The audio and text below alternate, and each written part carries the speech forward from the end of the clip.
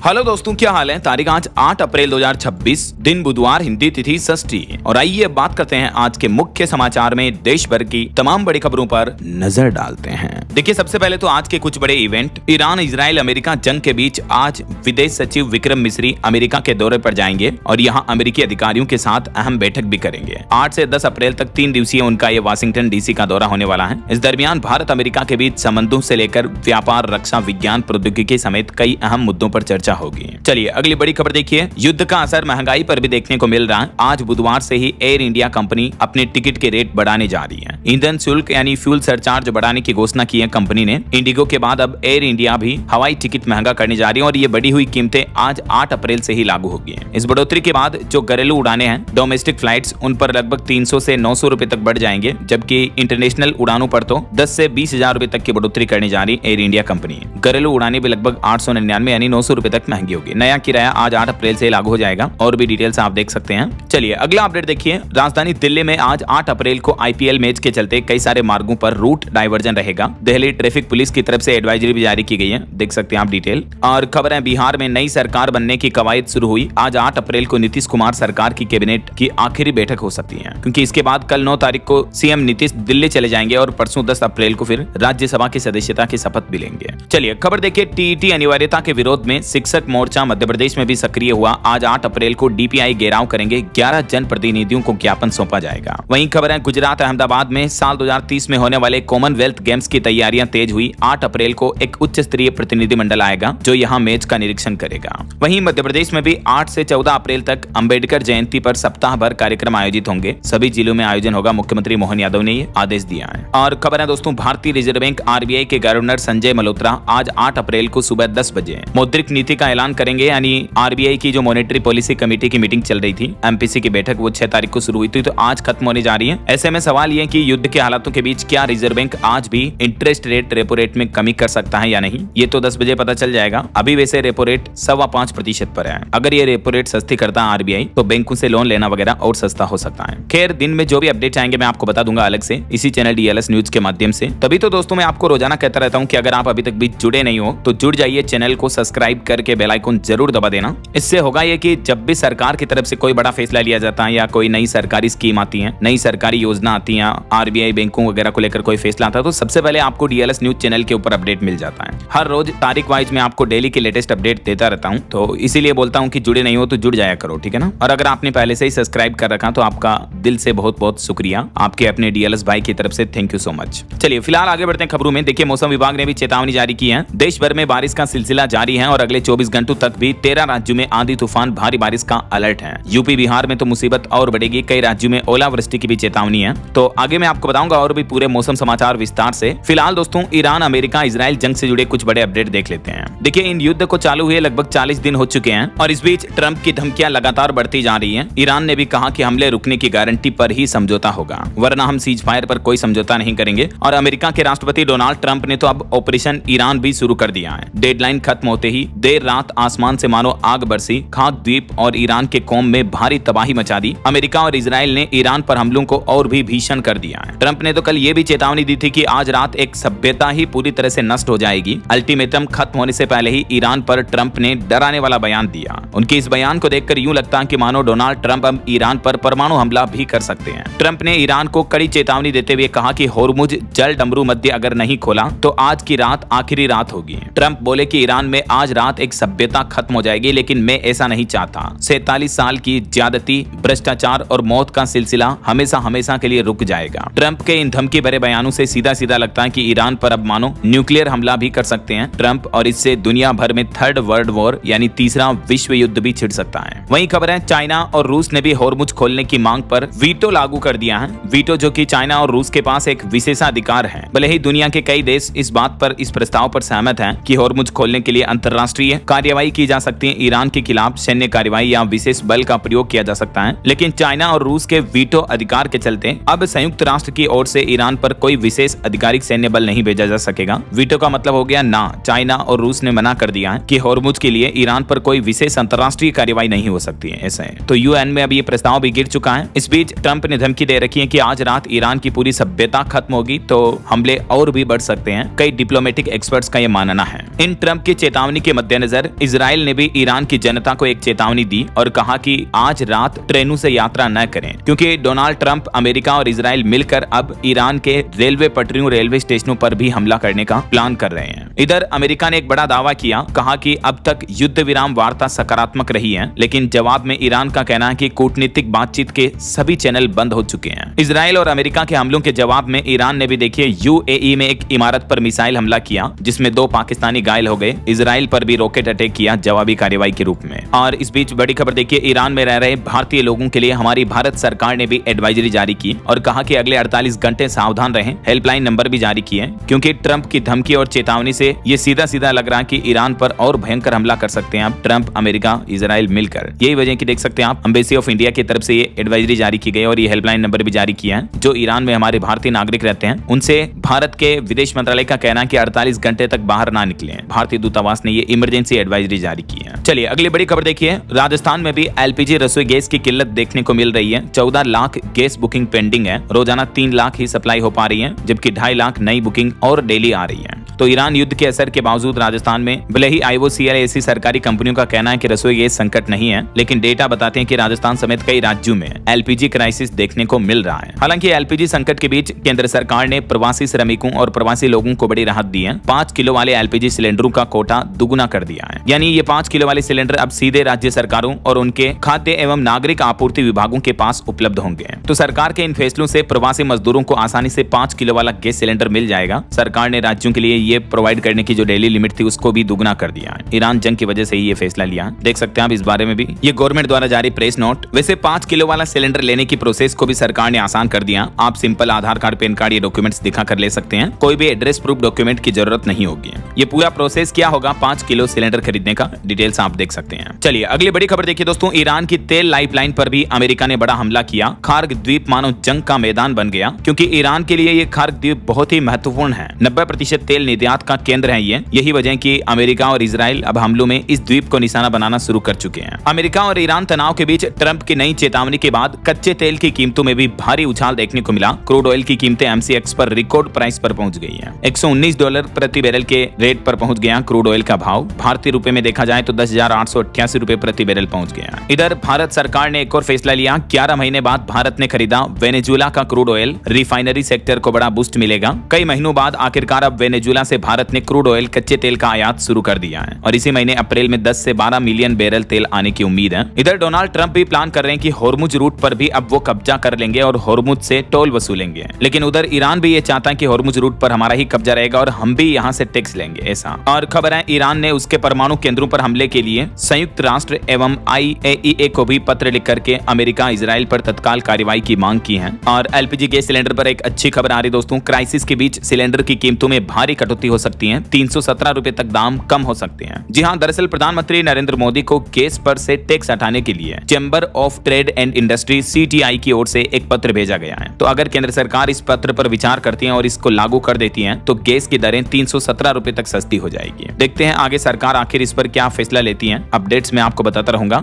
और वैसे उत्तर प्रदेश नोएडा में तो एक अच्छी खबर है, शादी, धार्मिक आयोजनों के लिए अब सीधे एजेंसी से मिल पाएंगे कॉमर्शियल गैस सिलेंडर। प्रशासन की तरफ से ये राहत भरा फैसला लिया है। वहीं देखिए बड़ी खबर, पाकिस्तान सरकार ने तो तेल संकट के बीच एक नया आदेश लागू कर दिया है। अब पाकिस्तान में बाजार रात 8 बजे बंद हो जाएंगे, रेस्टोरेंट रात 10 बजे बंद हो जाएंगे, शादी समारोहों पर भी पाबंदी रहेगी। तेल संकट से जूझ रहा पूरा पाकिस्तान देश, यही वजह की पाकिस्तान की शहबाज सरकार ने ये अब और नई पाबंदियां लागू कर दी हैं। और वहीं दोस्तों इस संकट के बीच चाइना से एक बड़ी खबर सामने आ रही है कि तेल संकट का चीन पर असर क्यों नहीं पड़ रहा है। 20 साल पहले इमरजेंसी भंडार बनाए थे चाइना ने। चाइना नए तरीकों से बिजली बनाता है और केमिकल के लिए भी ऑयल पर निर्भर नहीं है। यही वजह की चाइना में पश्चिम एशिया में बढ़ते तनाव संकट के बीच भी ऑयल क्राइसिस नहीं देखने को मिल रहा है, ऐसा। तो ये तो कुछ ईरान इजराइल जंग से जुड़ी बड़ी खबरें रही। और चलिए आगे बढ़ते हैं अपन खबरों में। देखिए आप अगला अपडेट, पंजाब हरियाणा हाईकोर्ट ने बड़ा आदेश जारी किया। ChatGPT समेत AI टूल्स पर कोर्ट में इस्तेमाल होने पर रोक लगा दी है। अब कोर्ट के न्यायिक कार्यों में जेमिनी, ChatGPT इस तरह के AI टूल्स का इस्तेमाल नहीं किया जा सकेगा, ऐसा। चलिए खबर देखिए, सोना चांदी के भाव पर अपडेट आ रहा। सोना 1,000 रुपए गिरकर 1,48,000 रुपए प्रति 10 ग्राम पर पहुंच चुका है। चांदी की कीमत 3,000 रुपए कम होकर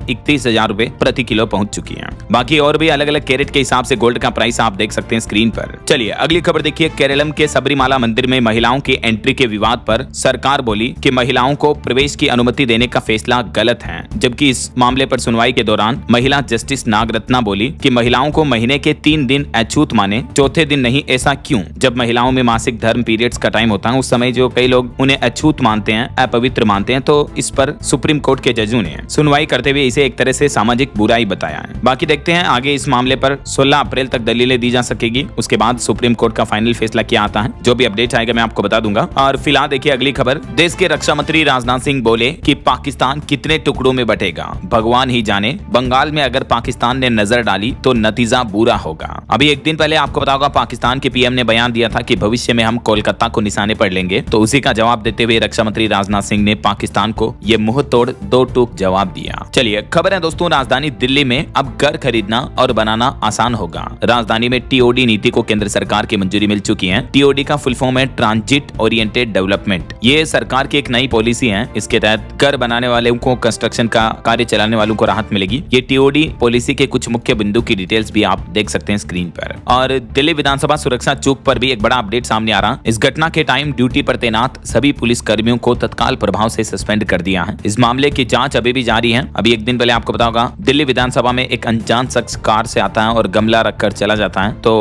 अब इस मामले की जांच में पता चला कि ये जो आरोपी है ये 5 दिन से अपने घर से लापता था। परिवार से एक बार बात की लेकिन लोकेशन नहीं बताई। किसान आंदोलन का समर्थक भी रह चुका है। सीसीटीवी तस्वीर भी सामने आ रही है इस शख्स की, देख सकते हैं आप। चलिए खबर है शिक्षा में जाति और पात के बजाय गुणवत्ता को दी जाए प्राथमिकता। उत्तर प्रदेश की राज्यपाल आनंदीबेन पटेल ने राजभवन में बैठक की और ये अहम बयान दिया। और यूपी से एक और अच्छी खबर आ रही है कि उत्तर प्रदेश के टेक्निकल कॉलेजों में शुरू होंगे ड्रोन और डिफेंस जैसे नए कोर्स भी हैं। राज्यपाल ने सभी स्कूल, यूनिवर्सिटी, कॉलेजों को यह निर्देश भी जारी किया। वहीं दोस्तों स्टूडेंट के लिए एक और अपडेट है। सीए फाइनल परीक्षा के शेड्यूल में बड़ा बदलाव किया गया। अब साल में 2 बार होगी सीए फाइनल की परीक्षा। स्टेक होल्डर से मिले फीडबैक के आधार पर यह फैसला लिया गया है। हालांकि सीए फाउंडेशन और इंटरमीडिएट की परीक्षाओं में कोई बदलाव नहीं किया गया है। चलिए खबर देखिए। अभी कुछ राज्यों में विधानसभा चुनाव के बाद 22 राज्यों और केंद्र शासित प्रदेशों में भी एसआईआर अभियान होगा। 39 करोड़ वोटर इसके दायरे में आएंगे। बंगाल में तकरीबन 91 लाख लोगों के नाम कटेंगे एसआईआर अभियान के बाद। अब ये चुनाव आयोग की तरफ से नया अपडेट जारी किया गया कि देश भर के बाकी बचे राज्यों में भी एसआईआर यानी स्पेशल इंटेंसिव रिवीजन का तीसरा और अंतिम चरण लागू किया जाएगा, ऐसा जिसमें राजधानी दिल्ली समेत 22 राज्यों और केंद्र शासित प्रदेशों को कवर किया जाएगा इस दरमियान। और पॉलिटिक्स और इलेक्शन के कुछ और अपडेट देखिए दोस्तों। अब थम चुका है असम, केरल, पुडुचेरी में चुनाव प्रचार भी। 9 अप्रैल को कल यहाँ इन राज्यों में मतदान होगा। वहीं खबर है महिलाओं को हर महीने 2,000 रुपए, किसानों को सालाना 15-15 हजार रुपए दिए जाएंगे। बंगाल में जमी तलाशती कांग्रेस के घोषणा पत्र में कई बड़ी घोषणाएं की गई। कांग्रेस बंगाल में 10 लाख रुपए तक का मुफ्त इलाज देगी। महिलाओं को हर महीने 2-2 हजार रुपए देने का भी वादा किया है। इसके अलावा भी कांग्रेस की कुछ और बड़ी घोषणाएं रही जिनकी जानकारी आप देख सकते हैं। कांग्रेस ने टोटल ये 5 गारंटी दी है। दुर्गा सम्मान, कृषक सम्मान, विधान स्वास्थ्य सुरक्षा, युवा सम्मान, शिक्षा, आलोक समेत ये 5 बड़े ऐलान किए हैं कांग्रेस ने पश्चिम बंगाल विधानसभा चुनाव को लेकर अपने इलेक्शन मैनिफेस्टो में। और वहीं पॉलिटिक्स से एक और बड़ी खबर है। टीएमसी की मेनका गुरुस्वामी देश की पहली एलजीबीटीक्यू सांसद बनी। राज्यसभा में 19 नए सदस्यों ने भी शपथ ली। शरद पवार व्हील चेयर पर पहुंचे। वहीं खबर देखिए महाराष्ट्र में भी सांसदों और विधायकों के खिलाफ 405 आपराधिक मामले लंबित हैं। ये रिपोर्ट सामने आ रही है। मुंबई इस मामले में टॉप नंबर पर है। मतलब देखिए दोस्तों, जो एमपी एमएलए हम पर राज करते हैं, आम जनता पर, उन पर हत्या, बलात्कार, सशस्त्र लूट जैसे गंभीर अपराध मामले दर्ज हैं। अब क्या कहोगे आप इस बारे में? आपकी राय विचार कमेंट करके बताइए। वहीं पॉलिटिक्स से एक और खबर आ रही है। पंजाब में नवजोत कौर सिद्धू ने एक नया सियासी दांव खेला। 9 साल पुरानी पार्टी का पोस्टर शेयर किया। मंत्री चीमा बोले कि इनकी नई पार्टी का नाम पति पत्नी रखा जाएगा। और केरल विधानसभा चुनाव के लिए भी 76,000 से ज्यादा सुरक्षा कर्मी तैनात किए गए। तैयारियां पूरी हुई। वहीं झारखंड में इस बार ओबीसी आरक्षण के आधार पर होंगे पंचायत चुनाव। पंचायती राज मंत्री दीपिका पांडेय ने भी इस बारे में बात कही है। तो ये कुछ इलेक्शन का माहौल चल रहा है। और अगली बड़ी खबर देखिए। जम्मू कश्मीर में 16 साल से फरार एक पाकिस्तानी आतंकी गिरफ्तार हुआ है। ये लश्कर का मेंबर था। एक साथी और 3 मददगार भी पकड़े गए। और मणिपुर बम हमले में भी 2 बच्चों की मौत के बाद हिंसा और भड़क गई। प्रदर्शनकारियों ने सीआरपीएफ कैंप पर भी हमला किया। जवाबी फायरिंग में 2 लोगों की जान भी चली गई। कई गाड़ियों को भी जला दिया। मणिपुर के बिष्णुपुर जिले में एक बार फिर से उग्रवादियों का तनावपूर्ण माहौल देखने को मिल रहा है। और बैंक खाता वालों के लिए सुप्रीम कोर्ट का यह बड़ा फैसला देखिए कि बैंक खाता फ्रॉड घोषित करने से पहले सुनवाई जरूरी है। सुप्रीम कोर्ट ने कहा कि उधार लेने वाले को नोटिस और जवाब का मौका देना ही काफी है। सुप्रीम कोर्ट ने बैंकिंग से संबंधित एक मामले पर सुनवाई करते हुए कहा कि तय प्रक्रिया का पालन करने से न्याय व्यवसाय भी होगा और गलत फैसले की संभावना भी कम होगी। सुप्रीम कोर्ट ने कहा कि अगर बैंक किसी खाते को फ्रॉड घोषित करता है तो उससे पहले उधार लेने वाले को आमने सामने पर्सनल सुनवाई का मौका देना जरूरी नहीं है। कोर्ट ने कहा कि नोटिस देना और जवाब का मौका देना ही काफी है। ऐसा बहरहाल अभी तो अपन कुछ और महत्वपूर्ण और काम की खबरें देखेंगे दोस्तों, लेकिन फिलहाल वक्त तो चला है आज के ताजा मौसम समाचार जानने का।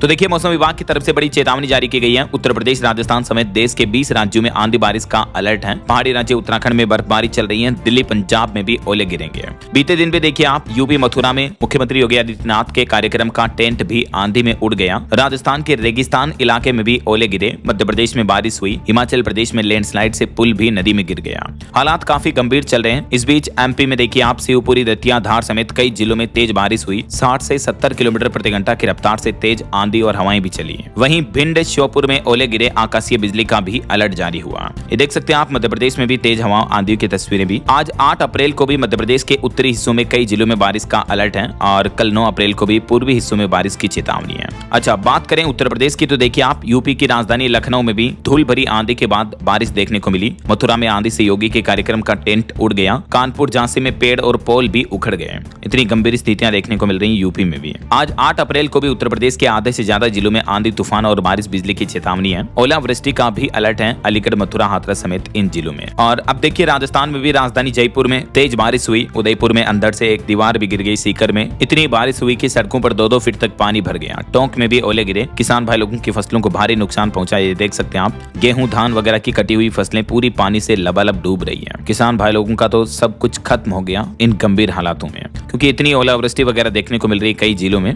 इस बीच मौसम विभाग ने राजस्थान में आज 8 अप्रैल को भी पूर्वी राजस्थान के इन जिलों में अलवर, भरतपुर, धौलपुर में बारिश की चेतावनी जारी की है। वहीं पंजाब में देखिए दोस्तों, मोहाली और जालंधर समेत कई शहरों में बारिश हुई। चंडीगढ़ में भी ठंडी हवाएं चल रही। कई जगह बिजली भी गुल है। ओलावृष्टि और आंधी का ऑरेंज अलर्ट है 13 जिलों में। किन किन डिस्ट्रिक्ट में इनकी नाम और लिस्ट भी आप देख सकते हैं। और पहाड़ी राज्यों की बात करें तो उत्तराखंड में बारिश का ऑरेंज अलर्ट जारी हुआ। ओलावृष्टि की भी चेतावनी। पिथौरगढ़ और रुद्रप्रयाग में लगातार तीसरे दिन भी बर्फबारी देखने को मिली है। और ऐसे ही हिमाचल प्रदेश में भी देखिए दोस्तों, बारिश की वजह से कई जगहों पर लैंडस्लाइड देखने को मिला। कुल्लू में कार पर पत्थर गिर गए। चंबा में पुल टूट गया। लाहौल में वाहन पर चट्टान गिरने से एक दंपति भी घायल हो गए। ये तस्वीरें देखकर आप अंदाजा लगा सकते हैं कि हिमाचल में कितना भयंकर लैंडस्लाइड हो रहा अभी। इस बीच मौसम विभाग ने अगले 2 दिन 7-8 अप्रैल को पंजाब, हरियाणा, चंडीगढ़, दिल्ली, यूपी, राजस्थान समेत इन राज्यों में बारिश की चेतावनी जारी की है। 40 से 50 किलोमीटर प्रति घंटा की रफ्तार से हवाएं भी चल सकती है। ये भारत के मानचित्र में आप देख सकते हैं किन किन राज्यों में आंधी, तूफान, तेज बारिश और ओलावृष्टि की भी चेतावनी है। अच्छा, वैसे आप मुझे कमेंट करके बताइए दोस्तों कि आप कौन से राज्य में रहते हैं और आपके राज्य और जिले में अभी बारिश, मौसम के हालात क्या चल रहे हैं। मतलब बारिश वगैरह हो रही है या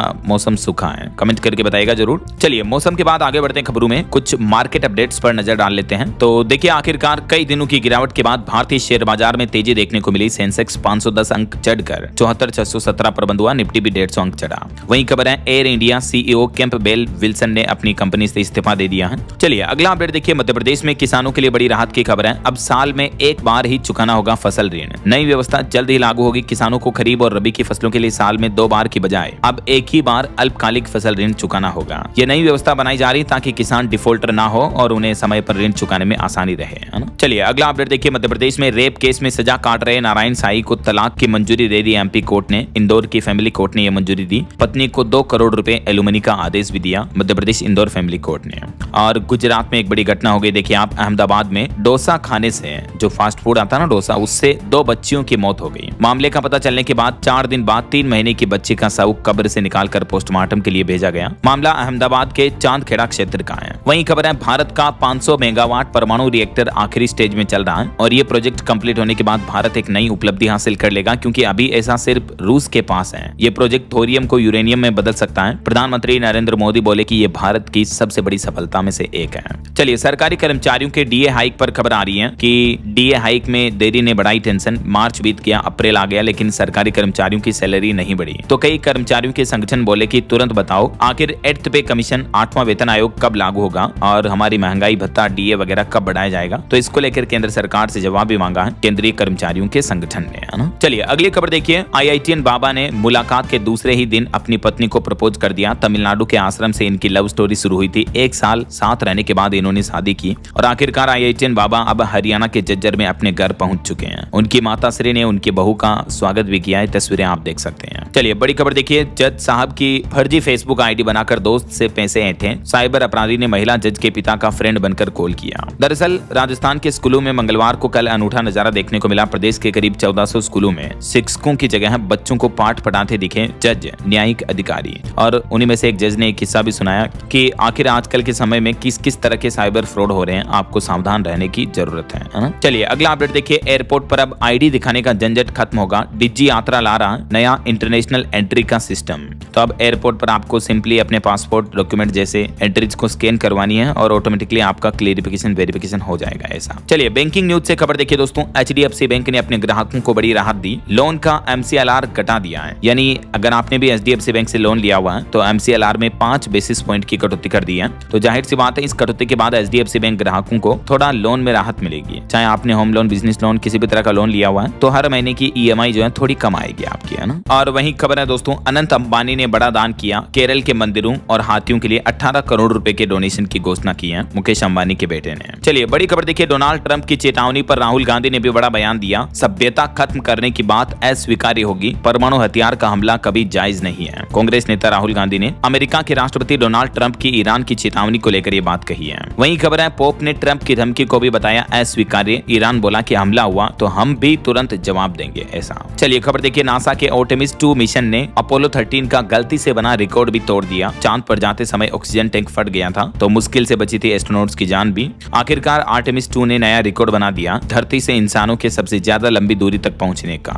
और आपकी हेल्थ को लेकर कुछ इंपोर्टेंट अपडेट देखिए दोस्तों। वैज्ञानिकों ने रिसर्च में पता लगाया कि आप अभी जितना सोते हो ना उससे हर रात सिर्फ 11 मिनट ज्यादा सोएं और इससे 10% आपकी हार्ट अटैक का रिस्क घट जाएगा। हालिया साइंस की स्टडी में ये बड़ा खुलासा सामने आ रहा। हेल्दी हार्ट के कुछ गोल्डन रूल्स भी आप देख सकते हैं। जैसे आप अभी मान लीजिए 7-8 घंटे सोते हो, ठीक है, 7 घंटे सोते हो, 8 घंटे सोते हो, तो आप 8 घंटे 11 मिनट सोइए। डेली अपने स्लीपिंग टाइम को थोड़ा इंक्रीज कीजिए और आपकी हार्ट से रिलेटेड कई सारी प्रॉब्लम्स कम हो जाएगी, खत्म हो जाएगी ऐसा। अच्छी नींद के लिए और क्या करें, कुछ की पॉइंट्स भी आप देख सकते हैं स्क्रीन पर। और हेल्थ पर एक और अपडेट आ रहा। गर्मियों में ज्यादा आइसक्रीम भी ना खाएं क्योंकि इनमें खतरनाक इंग्रेडिएंट्स होते हैं जिससे हेल्थ रिस्क बढ़ता है। साइंस की तरफ से चेतावनी जारी की गई। चलिए मोबाइल फोन लॉन्चिंग पर खबर है। स्मार्टफोन 40% तक महंगे होंगे। अब 9,999 वाला मॉडल 13,500 से भी ज्यादा, मतलब लगभग 14,000 में मिलेगा। ओप्पो, वीवो, सैमसंग ने भी 4,000 रुपए तक अपनी मोबाइल फोन की कीमतें बढ़ा दी है क्योंकि अभी ग्लोबल वॉर का माहौल चल रहा, चिप क्राइसिस देखने को मिल रहा। इस बीच ये कंपनियों ने भी अपने रेट्स बढ़ा दिए है ना। चलिए अगली खबर देखिए। सड़क हादसों में भी दर्ज होगा अब स्पेशल रिपोर्ट केस। 3 या उससे ज्यादा मौत पर लागू होगा नियम। मामलों के निपटान में भी तेजी आएगी। यूपी सरकार रोड एक्सीडेंट की घटनाओं को लेकर ये नया आदेश जारी किया है ऐसा। इस रूल्स में किन किन बिंदुओं पर विशेष ध्यान देना जरूरी होगा जिसकी डिटेल्स भी आप देख सकते हैं ताकि उत्तर प्रदेश में सड़क हादसों पर लगाम लगाई जा सके, है ना। चलिए अगली खबर देखिए। उत्तर प्रदेश में शिक्षा मित्रों का मानदेय बढ़ाकर लगभग दुगुना कर दिया गया है। 25 लाख युवाओं को टेबलेट भी दिए जाएंगे यूपी में। बीते दिन मुख्यमंत्री योगी आदित्यनाथ ने कैबिनेट की बैठक की और इसमें 22 अहम प्रस्तावों को मंजूरी दी है जिसमें शिक्षा मित्रों और अनुदेशकों के मानदेय में बढ़ोतरी की गई है। साथ ही जनपदों में आधुनिक बस अड्डों का निर्माण होगा। महापुरुषों की प्रतिमाओं का सौंदर्यीकरण भी किया जाएगा ऐसा। और योगी सरकार ने ग्रेटर नोएडा में मेट्रो विश्वविद्यालय की स्थापना को भी मंजूरी दे दी है। इसके अलावा भी उत्तर प्रदेश में 25 लाख युवाओं को निःशुल्क टेबलेट दिए जाएंगे। सामाजिक न्याय के प्रणेताओं के स्मारकों का सरकार संरक्षण करेगी। यूपी के हर विधानसभा क्षेत्र में 10 स्मारक और 403 करोड़ रुपए का प्रावधान रखा गया है। सांस्कृतिक धरोहर के साथ रोजगार भी सृजित किए जाएंगे। जन जागरूकता और विरासत संरक्षण को बढ़ावा दिया जाएगा। तो ये कुछ यूपी कैबिनेट में बड़े फैसले लिए गए हैं। इसके अलावा उत्तर प्रदेश राज्य में टोटल 49 नए बस अड्डे यानी बस स्टैंड बनाए जाएंगे। और भी किन किन प्रस्तावों पर मुहर लगी कुछ डिटेल्स आप देख सकते हैं स्क्रीन पर। यूपी कैबिनेट के कुछ और हाइलाइट्स देखिए आप। एक बड़ा फैसला ये लिया गया कि ट्रैफिक नियम तोड़ने पर वाहन चालकों के केस अब नहीं होंगे निरस्त, सख्त कार्यवाही की जाएगी। और किसानों को लेकर भी अपडेट है। उत्तर प्रदेश में गेहूं खरीद को लेकर योगी सरकार ने बड़ा ऐलान किया। 25,000 गांठ जूट बोरों की सीधी खरीद को भी मंजूरी मिली। और उत्तर प्रदेश में शिक्षा मित्रों को अब 18,000 रुपए का मानदेय मिलेगा। इस प्रस्ताव को भी मंजूरी दे दी है। अनुदेशकों को भी 17,000 रुपए हर महीने दिए जाएंगे ऐसा। यूपी में सरकारी कर्मचारियों के लिए भी एक और नया फरमान जारी हुआ। सभी श्रेणियों पर लागू होगी नई व्यवस्था। समझ सीमा भी तय हुई है। SCR यानी वार्षिक गोपनीय रिपोर्ट प्रक्रिया को पूरी तरह से ऑनलाइन और समयबद्ध कर दिया है यूपी सरकार ने राज्य कर्मचारियों के लिए।